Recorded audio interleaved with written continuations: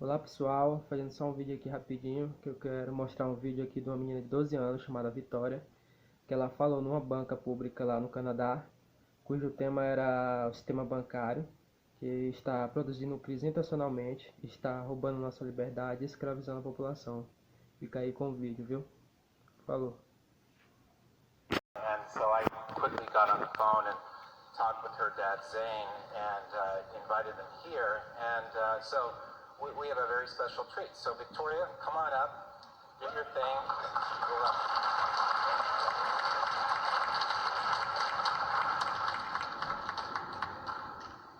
Have you ever wondered why Canada is in debt? Have you ever wondered why the government forces Canadians to pay so many taxes? Have you ever wondered why the bankers from the largest private banks are becoming wealthier and the rest of us are not? Have you ever wondered why the gross national debt is over $800 billion?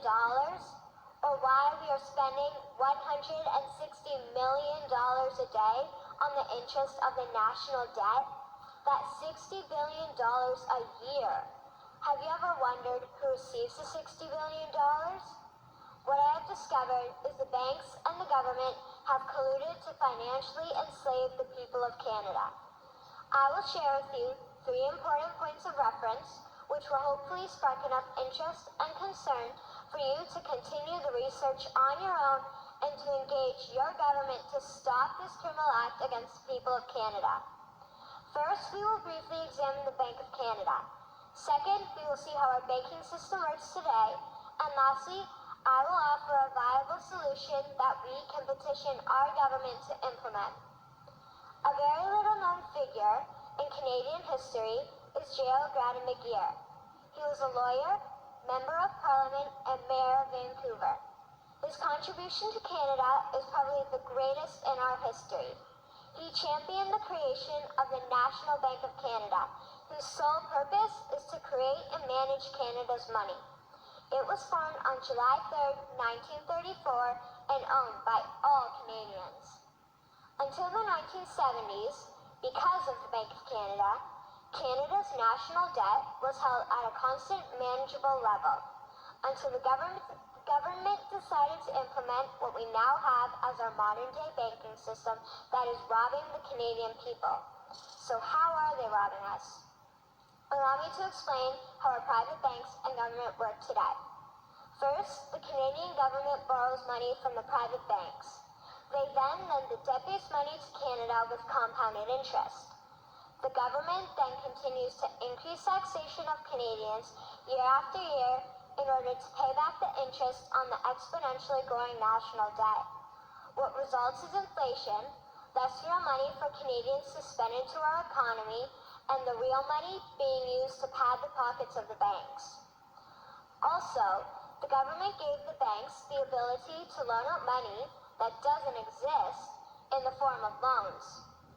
When a bank gives you a mortgage, which literally means a death pledge, or a loan, they don't actually give you money. They click a key on a computer and generate the fake money out of thin air. They don't actually have it in their bank vaults. Presently, the banks only have $4 billion on reserve, but they have loaned out over $1.5 trillion. To quote Graham Towers, each and every time a bank makes a loan, a new bank credit is created. New deposits, brand new money. Broadly speaking, all new money comes out of a bank in the form of loans. As loans are debt, then under the present system, all money is debt. What I find interesting is even Jesus, in Matthew 21, drove out the money changers in the temple because they were manipulating the currency to steal money from the people. The private banks are just like the money changers in Matthew 21. They are defrauding and robbing the people of Canada, thus their freedom, and they need to be stopped. How should the banking system work?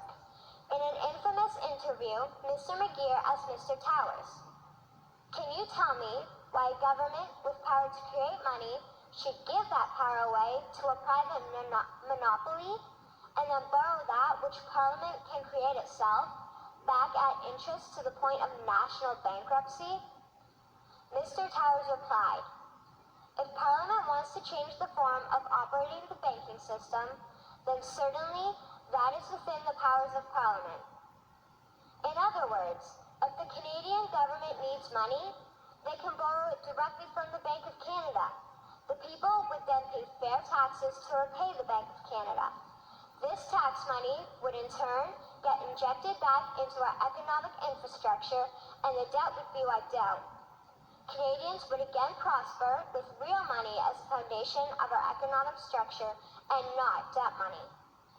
Regarding the debt money owed to the private banks, such as the Royal Bank, we would simply have the Bank of Canada print the money owing, hand it over to the private banks, and then clear the debt with the Bank of Canada. And yes, we have the power and lawful right to do so. In conclusion, it has become painfully obvious, even for me, a 12-year-old Canadian, that we are being defrauded and robbed by the banking system and a complicit government. What will we do to stop this crime? What will we do to ensure that the next generation will live free and clear of the debt-based economy that enslaves them to the banks?" Margaret Mead said the following, and I hope that all of you remember this. "Never doubt that a small group of people can change the world. Indeed, it is the only thing that ever has." Thank you.